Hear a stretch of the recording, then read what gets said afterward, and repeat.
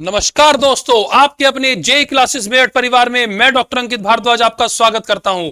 कैसे हैं आप सभी? उम्मीद करते हैं सभी अच्छे होंगे और अपना और अपनी फैमिली का ध्यान रख रहे होंगे। बच्चों, जैसा कि आप सभी जानते हैं कि आप मेरे साथ अप्लाइड केमिस्ट्री पढ़ते हैं, जो कि पॉलिटेक्निक का एक कोर सब्जेक्ट है। और यहां पर अगर आप अच्छा स्कोर करते हैं तो पॉलिटेक्निक के फर्स्ट सेमेस्टर से ही आपकी जो परसेंटेज है वो हमेशा आगे की तरफ इंप्रूव ही रहती हैं, ऐसा मानते हुए, क्योंकि ये आपका बेस है भाई, है ना। क्योंकि जब आप फर्स्ट सेमेस्टर में अच्छा परफॉर्म करते हैं तो ग्रेजुअली आगे जितने भी सेमेस्टर्स होते हैं वहां पर आपका परफॉर्मेंस लेवल ऑटोमेटिकली बढ़ जाता है। तो यहां पर जे क्लासेस मेरठ परिवार की तरफ से आपके लिए ये ब्रह्मास्त्र बैच चलाया जा रहा है। और इस ब्रह्मास्त्र बैच में क्या है भाई कि कुछ ही क्लासेस, जी हां, लगभग 10-15 क्लासेस हैं ये सिर्फ आपकी, और इन क्लासेस से ही आपका सारा का सारा जो पेपर है वो मिलने वाला है। तो यहां पर कोई भी बच्चा जो है वो इसको बिल्कुल भी मिस ना करे और प्रॉपर वे में सारी क्लासेस देखें।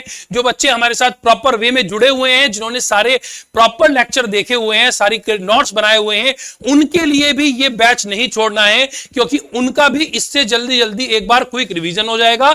और ऐसे बच्चे जो पहली बार हमारे से पढ़ रहे हैं, उनसे मेरा अनुरोध ये रहेगा कि आप इसमें कराए हुए कोई भी कंटेंट को बिल्कुल मिस मत करें। अगर आप सिर्फ और सिर्फ ये कंटेंट भी कंप्लीट कर लेते हैं तो भी आपका सिलेक्शन जो है यहां पर आसानी से हो जाएगा। यहां पर आसानी से आप बहुत अच्छे मार्क्स के साथ पॉलिटेक्निक के फर्स्ट सेमेस्टर में अप्लाइड केमिस्ट्री में पास हो जाएंगे, बढ़िया नंबर आएंगे भाई, अंकित सर का दावा है आपसे। ठीक है, चलिए स्टार्ट करते हैं। तो देखो बच्चों, जैसा कि आपने प्रीवियस क्लासेस में देखा है, हम एक चैप्टर पढ़ रहे हैं जो कि चैप्टर नंबर 1 है कि भाई atomic structure and chemical bonding, मतलब परमाणु संरचना किसे कहते हैं और रासायनिक बंधों का क्या यूज है, इस चैप्टर का कंटेंट है। इससे पहले हमने कुछ टॉपिक्स पढ़ लिए थे, जैसे हाइब्रिडाइजेशन पढ़ लिया था, इसके अलावा बेसिक एलिमेंट पढ़ लिए थे, फंडामेंटल पार्टिकल्स पढ़ लिए थे, इसके अलावा न्यूट्रॉन प्रोटॉन वगैरह पे बात किया था। तो यहां पर मैं आज एक और इंपॉर्टेंट टॉपिक के साथ यहां पर आपके साथ कनेक्ट कर रहा हूं।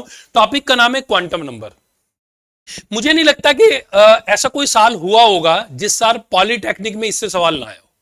तो अगर मैं ये बात कोट कर रहा हूं आपसे कि ऐसा कोई साल नहीं हुआ है जिससे इस पॉइंट से सवाल ना आया हो, तो ये तो ऑटोमेटिकली एक इंपॉर्टेंट टॉपिक बन जाता है। तो बच्चों, शुरू करते हैं आज शानदार सी क्लास इस इंपॉर्टेंट टॉपिक के साथ। चलिएगा, देखिए यहां अगर मैं बात करूं बच्चों, तो क्वांटम नंबर में यहां पर आपसे बात कर रहा हूं, दैट इज क्वांटम नंबर। अगर मैं क्वांटम नंबर की बात करूं,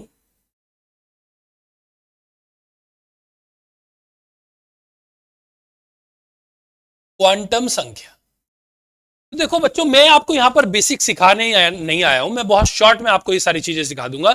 देखिए, क्वांटम नंबर्स पे आपसे न्यूमेरिकल पूछेगा 3 नंबर प्रॉब्लम में, 5 नंबर प्रॉब्लम में, मतलब जितने भी लेवल का उसको क्वेश्चन बनाना है। आपको क्या करना है, क्वांटम नंबर 4 तरीके की होती है। ठीक है, एक को बोलते हैं प्रिंसिपल या मुख्य क्वांटम नंबर। ठीक है, प्रिंसिपल या मुख्य क्वांटम नंबर, मैं शॉर्ट में लिख देता हूं भाई, है ना। प्रिंसिपल या मुख्य क्वांटम नंबर, इसको डिनोट करते हैं साहब एन से। इससे डिनोट करते हैं एन से।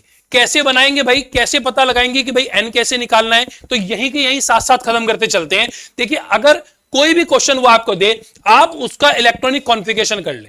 मतलब जैसे जो भी इलेक्ट्रॉनिक कॉन्फ़िगरेशन आएगा, मतलब फॉर एग्जांपल मैंने आपसे कहा आपके पास आया इलेक्ट्रॉनिक कॉन्फ़िगरेशन 2p6, इसका मतलब इसके अंदर प्रिंसिपल क्वांटम नंबर या मुख्य क्वांटम नंबर क्या है साहब, 2। मैं आपसे कहने लगूं 3d5, तो इसके अंदर क्वांटम नंबर्स क्या हो गया भाई, मुख्य क्वांटम नंबर n = 3। जो आगे लिखा हो वो लिख दो, जो आगे लिखा हो वो लिख दीजिए। मैं आपसे कहने लगूं 3s2, तो n = 3 आ गया साहब। तो जो आगे लिखा हो वो आप यहां पर राइट डाउन कर दीजिए। तो मुख्य क्वांटम नंबर जिसे आप n कहते हैं, जो ऑर्बिटल को रिप्रेजेंट कर रहा है, उसके लिए कितना आसान ट्रिक मैंने आपको बता दी। जो भी इलेक्ट्रॉनिक कॉन्फ़िगरेशन में आगे की तरफ लिखा है, आप उसको राइट डाउन कर दीजिएगा।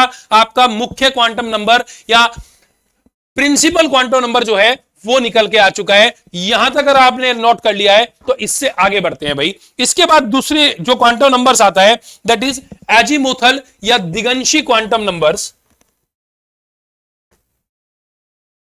नंबर 2 आता है अपने पास, जस्ट ए मिनट, थोड़ा सा मोटा कर लेते हैं। ठीक है, चलिए,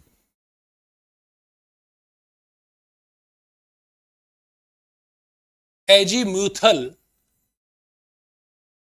या दिगंशी क्वांटम नंबर्स, इसको डिनोट करते हैं बच्चों एल के साथ। इससे डिनोट करते हैं भाई, इसको एल से डिनोट करते हैं। अब देखिए इसमें कैसा भाई, एजीमुथल क्वांटम नंबर्स या दिगंशी क्वांटम संख्या, तो इसको एल से डिनोट करते हैं। देखिए जैसे आपने एग्जाम्पल में लिखा था, इसकी भी शॉर्ट ट्रिक देता हूं आपको। आपने लिखा 2p6, आपने लिखा 3s2, आपने लिखा 3d4, आपने लिखा 4f3, कुछ भी xyz कुछ भी लिख दीजिए आप, मतलब कुछ भी लिखा हो, p हो s हो, मतलब 4 ही तो ऑर्बिटल होंगे ना अपने पास। ऑर्बिटल कितने हैं? s p d f। तो आपको कुछ नहीं सोचना, 0 से लेकर लिखना शुरू कीजिए। s के लिए 0, p के लिए 1, d के लिए 2, f के लिए 3। मतलब ये शॉर्ट ट्रिक दे दी अंकित सर ने आपको। आपसे पूछे एजीमुथल क्वांटम नंबर निकालिए, जो भी क्वेश्चन लिखा हो, आपके सामने लिखा है 2p6, कुछ नहीं सोचना, सिर्फ इसको फोकस करना है। p का मतलब 1, इसका मतलब यहां पर l की वैल्यू आ गई 1, कुछ नहीं सोचना साहब। 3s2, s का मतलब 0, l का मतलब 0, d का मतलब 2, तो l का मतलब 2, और f का मतलब l का मतलब 3। कुछ भी नहीं सोचना है, ये नहीं देखना है 2 लिख रहे हैं 4 लिख रहे हैं, आगे 3 लिखा है 4 लिखा है 5 लिखा है, कुछ नहीं सोचना साहब, सिर्फ और सिर्फ एसपीडीएफ पर बेस करके आंसर लगाएंगे।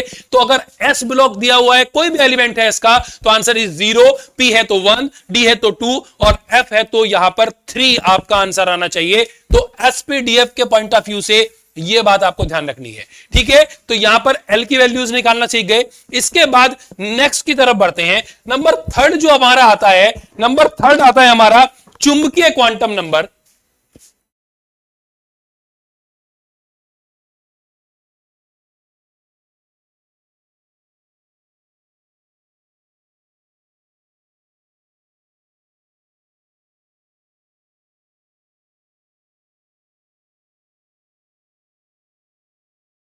नंबर 3 आता है अपना चुंबकीय क्वांटम नंबर्स। चुंबकीय क्वांटम नंबर्स या इसको डिनोट करते हैं भाई m से, मैग्नेटिक क्वांटम नंबर भी बोलते हैं इंग्लिश में इसको m से डिनोट करते हैं। इसका निकालने का तरीका भी मैं आपको बता देता हूं। m is equal two plus L2 minus L। m की वैल्यू को प्लस L से माइनस L तक लिख दीजिएगा। फॉर एग्जाम्पल, अगर मैं एग्जाम्पल के पॉइंट ऑफ व्यू से बात करूं, अगर मेरे पास L की वैल्यू 0 है तो m की वैल्यू भी कितना आ जाएगी? 0। अगर L की वैल्यू 1 है तो m की वैल्यू आ जाएगी +1, 0, -1। और अगर L की वैल्यू 2 है तो m की वैल्यू आ जाएगी +2, +1, 0, -1, -2। अगर L की वैल्यू 3 है तो m की वैल्यू आ जाएगी +3, +2, +1, 0, -1, -2, -3। तो ये जो भी वैल्यू आपको L की वैल्यू दी हो, उसके बिहाफ पर M की वैल्यू को निकाला जा सकता है। इसके बाद नेक्स्ट आती है भाई spin quantum numbers. Number 4 is spin quantum number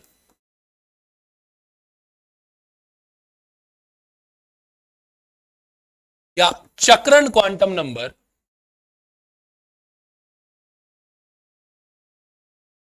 spin या चक्रण क्वांटम नंबर, इसको एस से डिनोट करते हैं,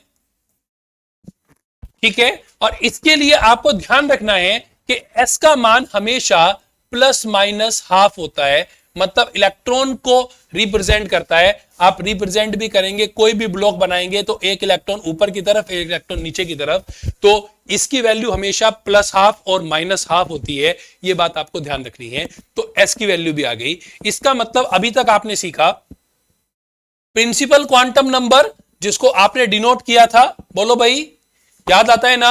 अभी तो सिखाया है मैंने आपको। सबसे पहले हमने सीखा था principal quantum numbers. Principal quantum number को n से डिनोट करते हैं। फिर हमने पढ़ा था प्रिंसिपल के बाद एजीमुथल क्वांटम नंबर, इसको L से डिनोट करते हैं। फिर हमने पढ़ा था मैग्नेटिक क्वांटम नंबर्स, इसको m से डिनोट करते हैं। और इसके बाद पढ़ा था चक्रण quantum number, spin quantum number, इसको s से डिनोट करते हैं। तो n, l, m और s, इनके मान निकालने को आपसे पूछेगा। एक क्वेश्चन डिस्कस करते हैं।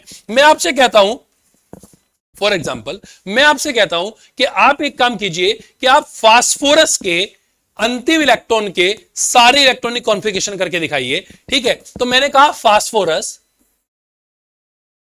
फास्फोरस का मतलब 15। ठीक है, अब इसका इलेक्ट्रॉनिक कॉन्फ़िगरेशन कीजिए 1s2 2s2 2p6 3s2 3p3, ये आ गया जी आपके पास। अब मैंने कहा इसके अंतिम इलेक्ट्रॉन के सारे भर के दिखाने हैं, दैट इज अंतिम इलेक्ट्रॉन किसमें आएगा 3p3 में, तो इसको मैंने अलग लिख लिया। अब जैसे ही मैंने देखा कि बाहर 3 है तो n की वैल्यू कितनी हो गई भाई 3।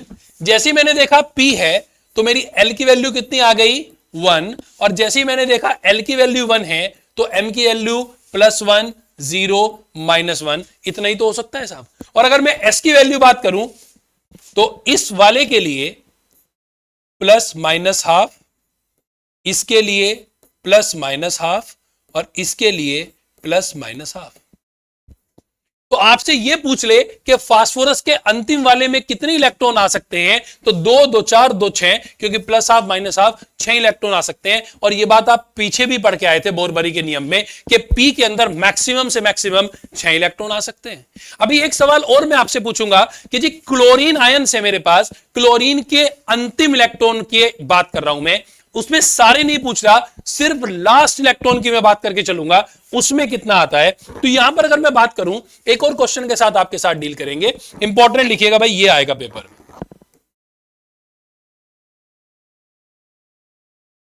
है ना।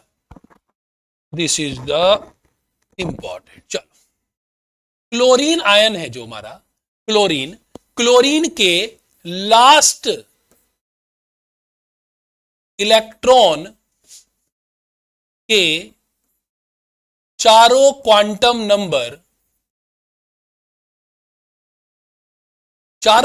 नंबर के मान ज्ञात करें। यह आपसे क्वेश्चन पूछ लिया कि क्लोरीन के लास्ट इलेक्ट्रॉन के सारे क्वांटम नंबर्स के मान आपको बताने हैं, सारे क्वांटम नंबर की वैल्यू आपको बतानी है। चेक करिएगा भाई, तो क्लोरीन का मतलब 17, इलेक्ट्रॉनिक कॉन्फ़िगरेशन करूं तो 1s2 2s2 2p6 3s2 3p5। ठीक है जी, 17 आ गया। इसका मतलब अंतिम इलेक्ट्रॉन तो इसी में जाएगा 3p5 में, तो मैंने इसको अलग से लिख लिया 3p5। आप जानते हैं आगे वाले को n बोलते हैं, तो n की वैल्यू आ गई 3। आप जानते हैं p, तो spdf से l की वैल्यू आ गई 1। आप जानते हैं m के पॉइंट ऑफ व्यू से या तो वैल्यू आएगी +1 या तो 0 या तो -1, इनमें से कोई एक आंसर हो सकता है। क्योंकि मैंने कहा लास्ट इलेक्ट्रॉन चेक करना है, तो पहले मैं p का ऑर्बिटल बना लेता हूं। p में 3 बनते हैं साहब, 5 इलेक्ट्रॉन भरने हैं, 1 2 3 4 और 5। तो लास्ट वाला इलेक्ट्रॉन मेरा कौन सा है, दिस वन। तो मेरा लास्ट वाला इलेक्ट्रॉन कौन सा है, दिस वन। देखो 1 2 3 4 5। अब आप ये कहें सर आपने 2 2 कॉलम पूरे एक साथ क्यों नहीं भरे, अगली थ्योरी में बताने वाला हूं, 2 मिनट का वेट करो। ठीक है, तो हाफ फिल इलेक्ट्रॉन ज्यादा स्टेबल होते हैं, पहले हाफ फिल भरे गए फिर फुल फिल भरा। तो लास्ट इलेक्ट्रॉन मेरा कहां पे आ रहा है, यहां पर आ रहा है साहब मेरा लास्ट इलेक्ट्रॉन, दैट इज नीचे की तरफ है ये। और अगर मैं इसको इस तरीके से भरूं, दैट इज +1 0 -1, तो मेरा आंसर देखो लास्ट वाला इलेक्ट्रॉन किसमें आ रहा है, 0 में। तो यहां पर मेरा m की वैल्यू क्या होगी साहब, मेरी m की वैल्यू आएगी 0। मेरी m की वैल्यू क्या आएगी 0। अगर मैं कहला 16वां वाला बताओ, लास्ट से एक पहले वाला बताओ, तो मेरी m की वैल्यू क्या आ जाती, +1। अब s की वैल्यू निकालनी है आपको इसी क्वेश्चन में, तो s की वैल्यू किसके डिपेंड करती है भाई, m के ऊपर डिपेंड करती है। तो अब s देखो नीचे की तरफ जा रहा है, मैं अब ये नहीं कहूंगा +½ -½ +½ -½ क्योंकि सिर्फ एक इलेक्ट्रॉन की बारी में बात कर रहा है, वो सिर्फ और सिर्फ लास्ट इलेक्ट्रॉन की बात कर रहा है। सो दैट्स वाई यहां पर क्या होगा मेरे बच्चों, यहां पर जब क्योंकि नीचे की तरफ जा रहा है इसका मतलब माइनस, अगर ऊपर की तरफ जाता तो मैं बोलता प्लस, इसका मतलब एस की वैल्यू आएगी माइनस हाफ, एस की वैल्यू आएगी माइनस हाफ। तो क्लोरीन के अंतिम इलेक्ट्रॉन की अगर मैं बात करूं तो क्लोरीन के अंतिम इलेक्ट्रॉन के लिए, ठीक है, एन की वैल्यू हो गई 3, एल की वैल्यू हो गई 1, एम की वैल्यू हो गई 0 और एस की वैल्यू हो गई माइनस हाफ। तो this is the proper way जिस तरीके से आपको इसको एक्सप्लेन करना है। पॉलीटेक्निक का सबसे बढ़िया क्वेश्चनों में से एक क्वेश्चन, इंपॉर्टेंट लिख दो साहब, पॉलीटेक्निक। ये लो जी पॉलीटेक्निक। एक काम करें भाई, ये लो ब्लू कलर लाते हैं क्योंकि ब्लू कलर सर का फेवरेट है। तो सर ने लिख दिया इस बार का सबसे इंपॉर्टेंट क्वेश्चन, इस बार का सबसे इंपॉर्टेंट क्वेश्चन आएगा आएगा आएगा आएगा। बिल्कुल बेफिक्र होके जाओ, अंकित सर कह रहे हैं, ठीक है, पक्का करके जाना है। कोई भी बच्चा जो जेई क्लासेस मेट परिवार का सदस्य है, जो जेई क्लासेस मेट परिवार के साथ मेहनत कर रहा है, वो गलत नहीं करके आएगा। इस तरीके से करके आना है, 100% सवाल ठीक जाएगा। चलिए आगे बढ़ते हैं। तो यहां पर मैंने आपको क्वांटम नंबर्स की बात की। क्वांटम नंबर्स का इसको आप राइट डाउन कर लीजिए, स्क्रीनशॉट ले सकते हैं, जो भी आपको कन्वीनियंट लगे, ठीक है। तो यहां पर हमने क्वांटम नंबर के रिगार्डिंग यहां पर बात की, इस तरीके से बढ़ा, ठीक है। फिर हम आगे बात करते हैं भाई, पाउली का अपवर्जन का नियम। एक और इंपॉर्टेंट आता है भाई कि पाउली का अपवर्जन का नियम क्या होता है, ठीक है। एक और रूल है, दैट इज पाउली का नियम। मैं शॉर्टकट से मार रहा हूं भाई, है ना। पाउली का अपवर्जन का नियम क्या कहता है? पाउली का नियम ये कहता है कि किसी भी ऑर्बिटल के पॉइंट ऑफ व्यू से अगर हम बात करें, किसी भी एटम के पॉइंट ऑफ व्यू से बात करें, किसी भी एलिमेंट के पॉइंट ऑफ व्यू से बात करें, तो चारों क्वांटम नंबर का मान कभी भी समान नहीं हो सकता। क्या लिखा जी मैंने कि चारों क्वांटम नंबर, जितने भी क्वांटम नंबर हैं, उनके मान, उनके जो वैल्यू है या जो मान है, वो कभी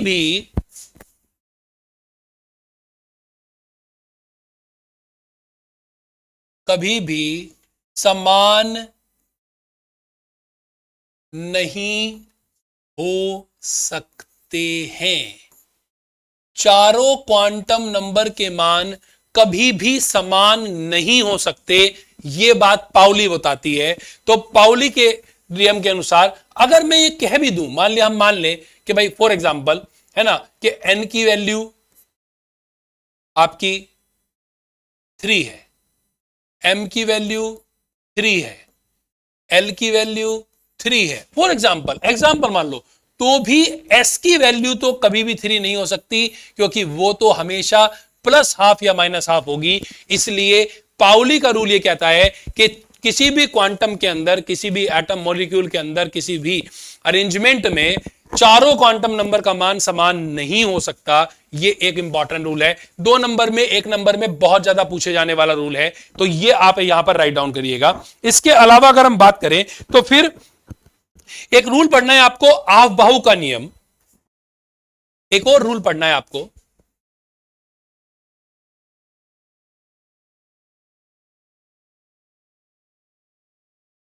आफ-बाहु का नियम। आफ-बाहु का नियम क्या कहता है जी?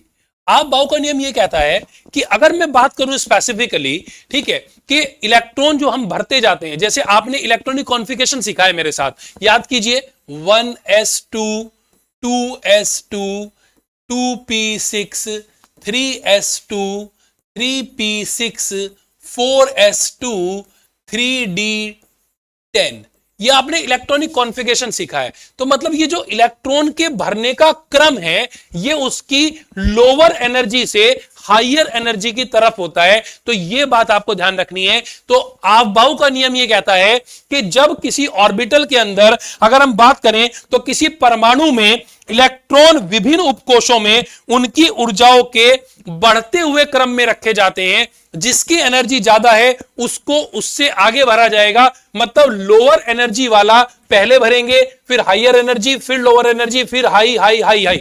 मतलब ये हुआ कि अगर मैं कहूं कि 4s2 जो है या 3d5 है तो 3d10 जो है उसकी एनर्जी ज्यादा है देन कंपेयर टू 4s2, इसलिए पहले 4s2 को भरा है बाद में 3d को भरा गया है। यह बात आपको ध्यान रखनी है, यह आप भाव का नियम है साहब, यह आपको अच्छे से याद करके जाना है, ठीक है। फिर इसके बाद अगर हम बात करें तो एक रूल और आता है, रूल का नाम है हुंड्स का रूल, हुंड्स का रूल, ठीक है। एक और रूल आता है that is Hund's law. Hund का नियम, हुंड का नियम क्या कहता है सर? हुंड का नियम साहब ये बताता है आपको कि half fill electron is more stable than that of the full fill electron. मतलब अगर मैं यहां पर बात करूं, है ना, तो अगर मैं डेफिनेशन के पॉइंट ऑफ व्यू से देखूं बच्चों, तो डेफिनेशन के पॉइंट ऑफ व्यू से यह बात कि किसी भी उपकोष के कक्षकों में जो अनपेयर्ड इलेक्ट्रॉन की संख्या होती है वो एक दूसरे के पैरेलल होती है, या half filled electron is more stable than that of the full fill electron. मतलब अगर मेरे पास उपकोष में एक इलेक्ट्रॉन है तो मैं उसे कैसे भर के दिखाऊंगा? ऐसे। अगर मेरे पास उपकोष में 2 इलेक्ट्रॉन है तो मैं उसको कैसे भरूंगा? 1 और 2। ये एस ऑर्बिटल की बात हो रही है। अगर मैं एस ऑर्बिटल के लिए है ये, ठीक है। अगर मैं पी ऑर्बिटल की बात करूं तो पी में आप जानते हैं कितने ऑर्बिटल होते हैं, यहां पर कितने बॉक्स बनाते हैं आप? 3 ब्लॉक्स बनाते हैं। अगर मेरे पास वैल्यू 1 है तो मैं 1 भरूंगा, अगर मेरे पास वैल्यू 2 है, मतलब मुझे 2 इलेक्ट्रॉन भरने हैं, तो मैं ऐसे भरूंगा साहब। ऐसा नहीं है कि मैं पहले पूरा बॉक्स भर दूंगा, ठीक है। और फिर अगर मुझे 3 भरने हैं तो मैं फिर ऐसे भरूंगा 1 2 एंड देन 3, 1 2 एंड 3। तो पहले 1 फिर 2 और फिर 3, इस तरीके से क्रम में भरे जाएंगे। अब आप कहने लगे सर पी में तो ज्यादा भी आ सकते हैं। बिल्कुल आ सकते हैं मेरे बच्चों। तो अगर 4 इलेक्ट्रॉन भरने पड़े तब क्या करेंगे? कोई बात नहीं, ये लो जी, अंकित सर है, सारी बात बता देंगे, ठीक है। एक मिनट रुक जाइए। अगर 4 इलेक्ट्रॉन भरने पड़ गए तो मैंने फिर एक और कॉलम बना लिया, अगेन रहेगा तो 3 का ही, 1 2 3 और अब 4 हो गया। अगर मैं कहूं 5 भरने, 1 2 3 4 5, 5 हो गए। आपने कहा 6 भरने, 1 2 3 4 5 6, तो 6 ऑर्बिटल भर के दिखा दिए। तो अगर एक भरा जाएगा तो ऐसे भर देना, 2 भरेगा तो ऐसे, 3 ऐसे, 4 ऐसे, 5 ऐसे और 6 ऐसे। तो मतलब half filled electron is more stable than that of the full field electron. किसी उपकोष के अंदर अयुग्मित इलेक्ट्रॉन की संख्या ज्यादा स्टेबिलिटी को रिप्रेजेंट करती है, ना कि पूरे भरे हुए इलेक्ट्रॉन के पॉइंट ऑफ व्यू से। तो यहां पर हाफ फिल्ड और फुल फिल्ड इलेक्ट्रॉन के बारे में हमने बात की, उनके बारे में हमने यहां पर डिस्कस किया। तो ये हुंड का रूल है। तो यहां पर अगर मैं बच्चों बात करूं आपसे, 1 मिनट देखिएगा भाई,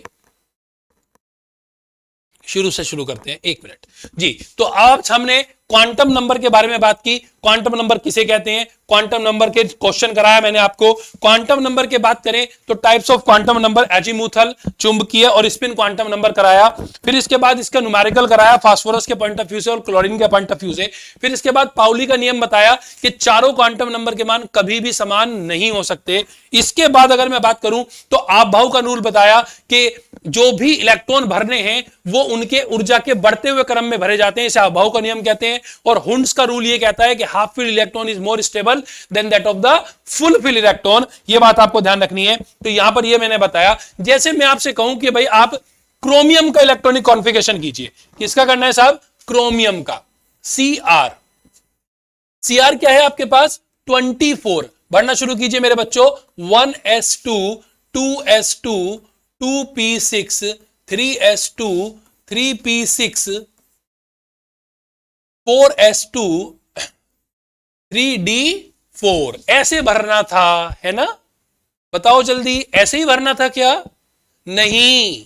याद कीजिए मेरे शेर, मेरे चीते, मेरे बच्चे, याद करो। आप क्या याद करना है आपको? आपको ये याद करना है कि अंकित सर नहीं, आपने तो पहली क्लास में ही बता दिया था, ये तो एक्सेप्शन है साहब, इसको ऐसे नहीं भरना है। ऐसे तो भरा ही जाएगा यहां तक तो, लेकिन यहां पर क्या कर दिया आपने? 4s1 और 3d5। अब आपने कहा सर ऐसा क्यों किया? तो देखो मैं अब करके दिखाता हूं। यहां तक तो इलेक्ट्रॉनिक कॉन्फ़िगरेशन सेम ही है, इसमें तो कोई लेना देना है नहीं। एक मैं 4s बनाता हूं, एक मैं 3d बनाता हूं। तो अगर मैं पहले वाले को मान लूं, मतलब अगर मैं इसको फोकस करके चलूं, तो ये मैंने 4s बना दिया, दैट इज 4s। और ये मैंने बना दिया 3D। डी में बनते हैं 5,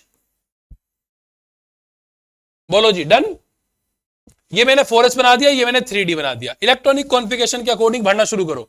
4s के अंदर 2 सॉरी, और 3D में 4, 1 2 3 4, एक कमरा रह गया साहब खाली। मतलब ये वाला जो उपकोष है, ये जो ऑर्बिटल है, सब ऑर्बिटल, यहाँ तो कोई भी नहीं है, कब्जा हो जाएगा साहब। भाई आप ऐसे समझ लो, मकान में आपके घर, आपके पास 5 कमरे, ठीक है, 5 कमरे ये रहे, एक कमरा ये रहा, एक कमरे में 2 रहते हैं, एक में एक रहता है। इस पे कब्जा होने के चांसेस है नहीं है? हो सकता है भाई खाली पड़ा मकान है, कब्जा कर लेंगे, यूपी वाले हैं ऐसे ही कर लेते हैं कब्जा, ठीक है। तो लेकिन मेरे बच्चों, अगर मैं इसको इस तरीके से भरूं तो देखो जरा, कलर चेंज करो, ये लो जी डार्क ब्लू, अगेन 4s और 3D, ये देखिए जी 4s में मैंने अब ऐसे क्या किया, 1 भर दिया, और D के अंदर 5। अब बताओ भाई कब्जा कहां होगा, ऊपर वाले में या नीचे वाले में? नीचे वाले में नहीं होना, एक एक तो आदमी पड़ा हुआ है कमरे में। मतलब हर उपकोष के अंदर कोई ना कोई इलेक्ट्रॉन प्रेजेंट है। इसका मतलब यह हुआ कि ये ज्यादा स्टेबल एलिमेंट को रिप्रेजेंट कर रहा है, ये ज्यादा स्टेबिलिटी को बता रहा है। तो इसका मतलब इलेक्ट्रॉनिक कॉन्फ़िगरेशन कैसे होना चाहिए?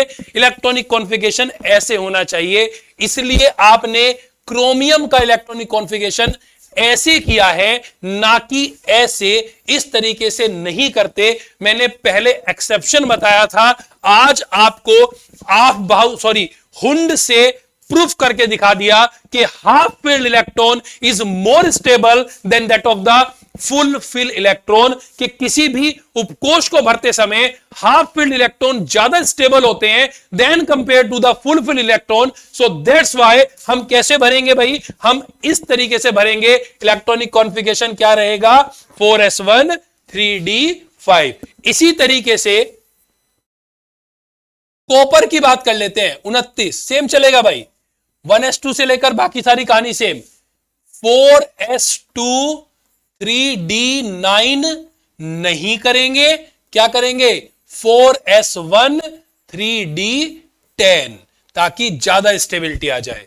यह बात ध्यान रखिएगा। इसके अलावा अगर कभी एक नंबर में आपसे क्वेश्चन पूछ ले कि भाई आयंस के बिहाफ पर भी, जैसे वो आपसे कहने लगे कि भाई एक काम करो, आयरन जो है ना Fe के ऊपर 2 चार्ज लगा दिए उसने, और कहने लगा कि एक काम करो, इसका इलेक्ट्रॉनिक कॉन्फ़िगरेशन करके दिखाओ। तो डरना परेशानी कुछ लेने की जरूरत नहीं है। आप इलेक्ट्रॉनिक नंबर इसका जानते हैं 26। इसका मतलब आयरन का Z कितना है, 26, तो Pb कितना होगा, 26। लेकिन मुझे P का लेना देना ही नहीं है, मुझे तो इलेक्ट्रॉन भरने हैं भाई। और इलेक्ट्रॉन भी कितने होंगे, P के बराबर होते हैं अगर चार्ज ना हो तो। लेकिन यहां तो चार्ज है, और कितने चार्ज हैं, 2 चार्ज हैं यहां पर। और अगर 2 चार्ज बनते हैं यहां पर, तो मैं 2 माइनस कर दूंगा क्योंकि यहां प्लस चार्ज है। सो दैट्स व्हाई मेरे इलेक्ट्रॉन बन गए मेरे बच्चों 24, क्योंकि 2 प्लस चार्ज थे, मैंने माइनस कर दिया। अगर माइनस चार्ज होते तो मैं क्या करता, प्लस कर देता। तो यहां पर अगर मैं बात करूं, अब मुझे 24 इलेक्ट्रॉन यहां पर भरने हैं, ठीक है। अब भर के दिखा दो भाई, that is 1s2 2s2 2p6 3s2 3p6 4s2 3d4। अब फिर वही बात आ गई, कौन सी वाली, फिर पीछे जाओ, ये वाला केस, ठीक है। तो दैट्स व्हाई आप क्या करेंगे, इसको 4s2 3d4 नहीं लिखेंगे, यहां तक का सेम लिखेंगे और लिखेंगे 4s1 3d5। तो इस तरीके से आपसे अगर चार्ज बेस्ड क्वेश्चन पूछेगा इलेक्ट्रॉनिक कॉन्फ़िगरेशन वाला, तो दिक्कत परेशानी समस्या लेने की जरूरत नहीं है। सिर्फ इतना करना है कि अगर चार्ज दिया है तो पहले प्रोटॉन में से इलेक्ट्रॉन घटा लेना और फिर आंसर बना लीजिएगा। तो यहां पर इस तरीके का ये वाला जो पोर्शन है वो आज आपका यहां पर खत्म होता है। तो इस क्लास में हमने 5 नंबर प्रॉब्लम पढ़ी है क्वांटम नंबर्स की। इसके अलावा 2-2 नंबर में पाउली का नियम, अफबाउ का नियम, हुंड का नियम छोड़ के नहीं जाना है, बिल्कुल आने वाला है, ठीक है। और साथ साथ स्पेशल केस में क्यों क्रोमियम आयन को आप ऐसे भरते हैं ये मैंने बताया, क्यों कॉपर आयन को इस तरीके से भरा जाता है वो बताया, और इसके साथ साथ अगर चार्ज वाले इलेक्ट्रॉनिक कॉन्फ़िगरेशन के क्वेश्चन आएंगे तो उसको भी सॉल्व आउट कर पाएंगे। तो बच्चों आज की क्लास को यहीं पर विराम देते हैं। अगली क्लास के लिए इसी तरीके से हमें अपना प्यार बनाए रखिएगा और जुड़ते चले जाइए, और ज्यादा से ज्यादा बच्चे जो आपके साथ स्टूडेंट जो हैं जो पॉलिटेक्निक के लिए प्रिपरेशन कर रहे हैं या फिर जेई के लिए प्रिपरेशन कर रहे हैं, उनको जरूर बताइएगा कि जेई क्लासेस मेरठ परिवार जो है वो यहां पर आप सभी बच्चों के लिए इतना अच्छा एफर्ट कर रहा है ताकि ज्यादा से ज्यादा बच्चे हमारे साथ जुड़ सकें और यहां पर अपना जो स्टडी है उसको शार्प कर अपने मां बाप के सपनों को पूरा कर सकें। चलिए, धन्यवाद। जय हिंद, जय भारत।